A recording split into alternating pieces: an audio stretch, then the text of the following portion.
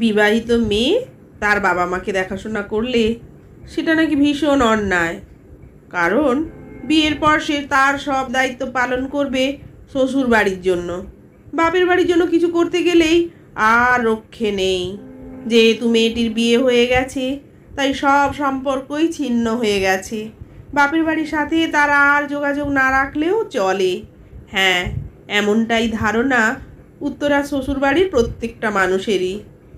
উত্তরা চাকরি করে, কলকাতায় একটি সরকারি স্কুলের শিক্ষিকা।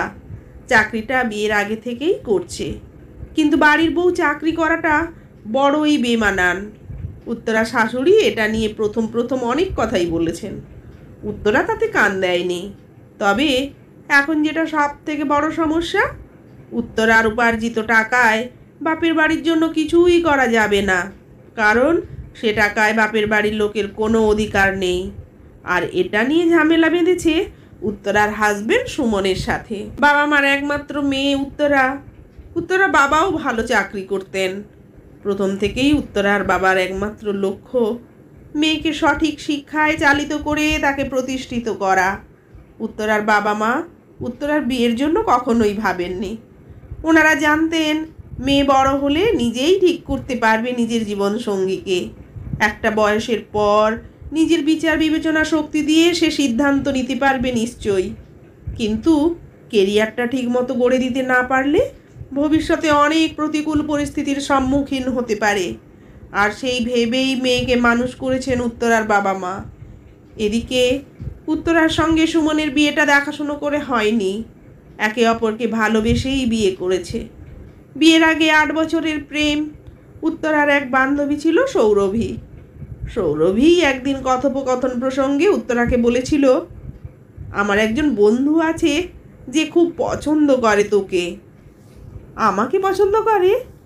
হ্যাঁ রে, বিটেক করছে, ভালো ছেলে, নাম সুমন। সৌরভী পরিচয় করিয়ে দিয়েছিল সুমনের সাথে। তারপর সুমনের সাথে পরিচয়, তা থেকে বন্ধুত্ব, পরে প্রেম। উত্তরা তখন কলেজে পড়ছিল, ইংলিশ অনার্স। কলেজ কমপ্লিট করে মাস্টার্স, বিএড, তারপর চাকরি পায় উত্তরা। ওদিকে সুমনও একটা কোম্পানিতে জয়েন করেছে ততদিনে। উত্তরা সুমনের কথা বাড়িতে জানায়। উত্তরার বাবা মায়ের কোনো আপত্তি নেই, কারণ উত্তরা বড় হয়েছে, নিজের পছন্দের ছেলেকে বিয়ে করবে, এতে আর অসুবিধার কি আছে। কিন্তু সুমনের বাড়িতে চাকরি করা মেয়ে তাদের ছেলের বউ হবে, এটা মানতে একটু অসুবিধা ছিল। সে যাই হোক, অবশেষে দুই বাড়িতে কথাবার্তা হয়ে সুমন আর উত্তরার বিয়েটা সম্পন্ন হয়। বিয়ের কয়েকটা দিনের ছুটি কেটে যাওয়ার পর উত্তরা স্কুলে জয়েন করে। উত্তরার এই চাকরি করাটা সুপত্রা দেবীর ঠিক পছন্দ হচ্ছিল না। সুপত্রা দেবী অর্থাৎ উত্তরার শাশুড়ি প্রথম প্রথম দু একটা কথা অবশ্য শুনিয়েছিলেন। শাশুড়ি মায়ের কথায় তো আর চাকরি ছাড়া যায় না। সমস্যা তৈরি হলো অন্য জায়গায়। স্যালারির সমস্ত টাকা নিজের কাছে রাখা যাবে না, নিজের প্রয়োজন মতো টাকাটা রেখে বাকি টাকা সুমনের হাতে তুলে দিতে হবে, এটাই সুমনের বক্তব্য। কিন্তু কেন? উত্তরা জানিয়েছিল, সংসারের প্রয়োজনে আমি খরচ করব, কিন্তু আমি তোমার হাতে সব টাকা তুলে দিতে পারবো না। সুমন বলেছিল, কেন দেবে না? যদি দিতে না পারো তাহলে চাকরি করারও দরকার নেই। এই নিয়ে সুমনের সাথে প্রায় দিনই ঝামেলা হতো টুকটাক। তাতে উত্তরার কিছু যায় আসেও না। উত্তরা তার রোজগারের টাকা নিজের কাছেই রাখবে, প্রয়োজনে সংসারের জন্য খরচও করবে। কিছু কিছু পুরুষ মানুষ ভাবে বউ মানেই তাদের একছত্র অধিকার, তাদের কথায় উঠতে বসতে পারলে তার মতো মেয়ে আর হয় না। উত্তরার প্রতি বাড়ি সকলেরই সব থেকে বড় রাগের কারণ ছিল এটাই। উত্তরার স্বাধীন চেতা মনোভাব তাকে অধঃপতনের দিকে নিয়ে যাচ্ছে। সুমন তো একদিন বলেই বসলো, হাতে টাকা পাচ্ছ তো তাই এত স্বার্থপর হয়ে উঠেছ। টুকটাক ঝামেলা অশান্তি নিয়ে ততদিনে বিবাহিত জীবনে 4 বছর কেটে গেছে উত্তরার। বাড়িতে নতুন অতিথির আগমনও হয়েছে। উত্তরার মেয়ে হয়েছে, মেয়ের বয়স তখন 1 বছর। এদিকে উত্তরার বাপের বাড়িতে বাবা আর মা, তাই তাদের দেখাশোনার দায়িত্ব উত্তরার। বাবার শরীরটা কদিন ভালো যাচ্ছিল না, তাই উত্তরাকে মাঝে মধ্যেই যেতে হচ্ছিল ওই বাড়িতে। এদিকে মেয়েও ছোট, কখনো কখনো মেয়েকে রেখেই ছুটতে হচ্ছিল। বাবাকে নিয়ে গিয়ে ডাক্তার দেখানো, ওষুধপত্র কিনে দিয়ে আসা ইত্যাদি কাজগুলো উত্তরাকেই করতে হচ্ছিল। আর এখানেই বেঁধেছিল সমস্যা। উত্তরা কেন বাপের বাড়িতে ঘন ঘন যাবে? শাশুড়ির ধারণা সমস্ত টাকা বাপের বাড়িতে দিয়ে আসে উত্তরা। সেম ধারণা সুমনেরও। বিবাহিত ছেলে তার বাবা মাকে কাছে রেখে দায়িত্ব পালন করলে সেটা কর্তব্য, আর বিবাহিত মেয়ে করতে গেলেই সেটা অন্যায়। আর এটা নিয়েই তুমুল অশান্তি বাড়িতে। সুমন বলে বসলো, সব টাকাই তো ওখানে ঢেলে দিয়ে আসছো, এসব হচ্ছেটা কি? আমার টাকা আমি আমার বাবা মাকে দিতে পারবো না? তোমার বাবার তো অভাব নেই, পেনশনের টাকা তো আছে, তাতেও তোমাকে দিতে হবে? 100 বার দিতে হবে বই কি? বিয়ের আগে কি এমন প্রতিশ্রুতি ছিল নাকি যে আমি কিছু দিতে পারবো না? বিয়ের পর কোনো মেয়েকেই দেখিনি এতটা করতে তুমি যা করছো।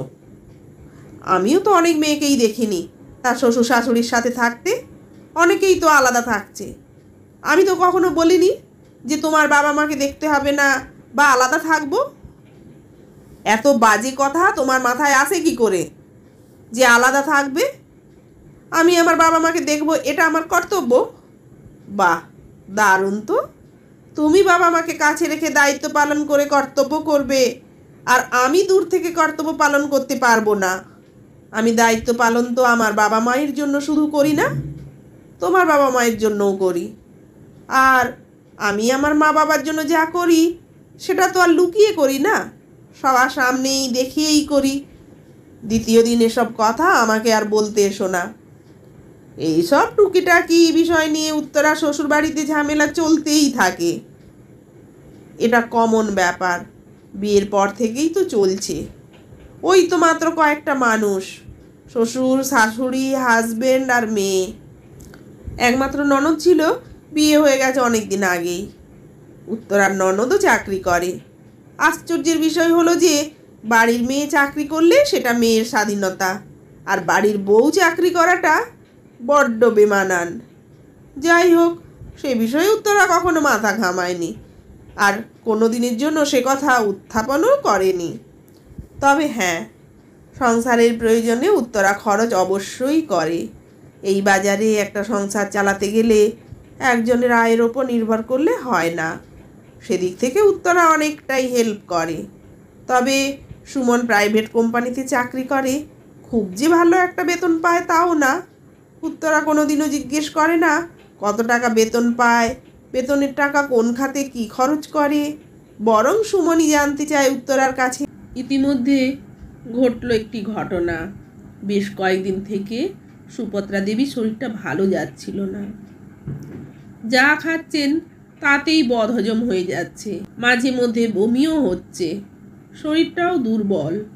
এসব দেখে উত্তরাই সুমনকে বলল, মায়ের শরীরটা ভালো যাচ্ছে না, একদিন মাকে ডাক্তার দেখিয়ে নিয়ে এসো। সুমন জানালো, মায়ের এরকম প্রায়ই হয়, অ্যাসিড থেকে হচ্ছে বোধহয়।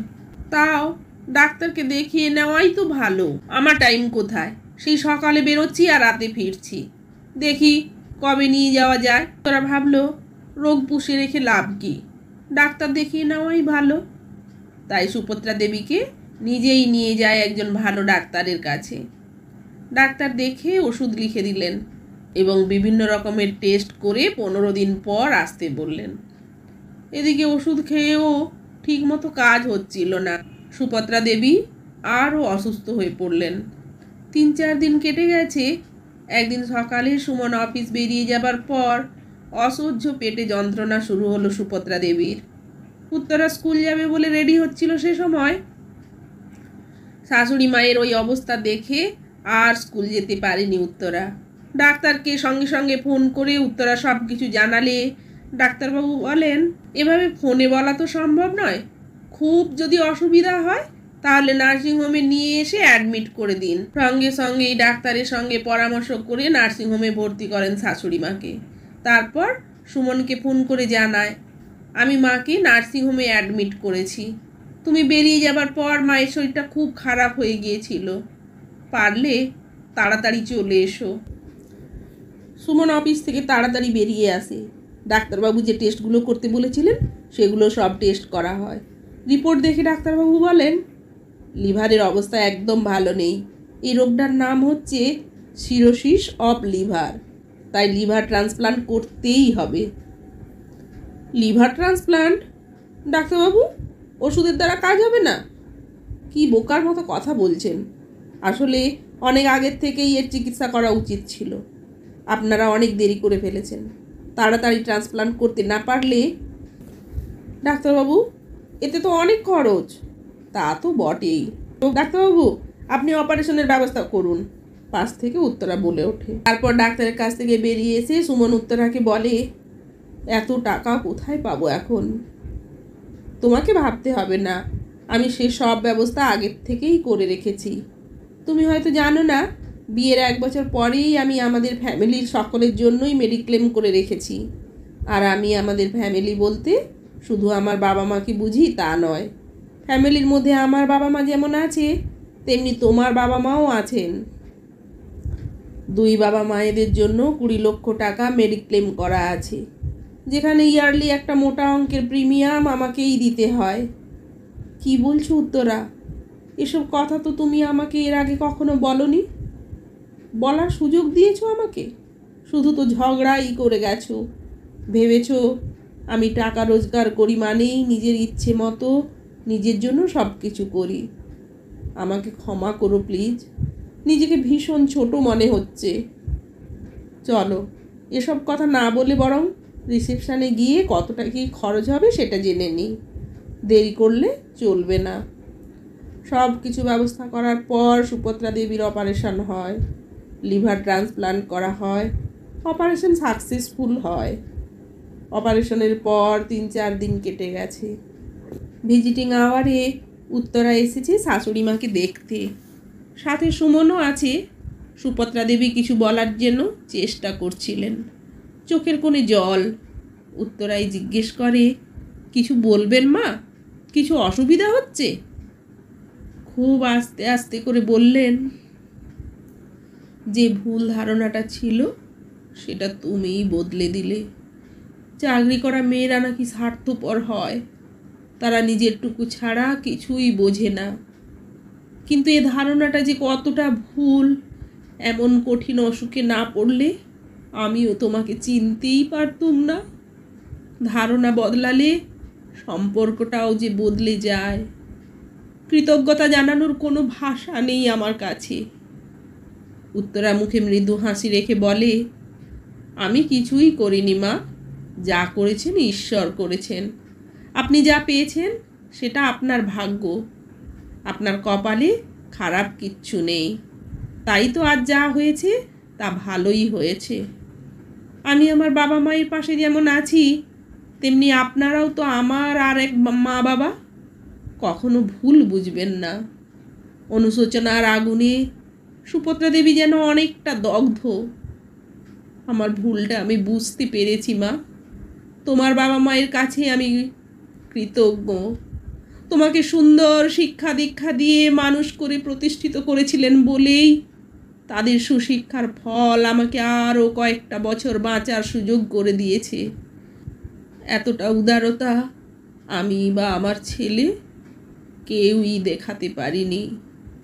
আশীর্বাদ করি সারা জীবন যেন এভাবেই সকলের পাশে থেকে যেন আলোর যাত্রী হয়ে উঠতে পারো।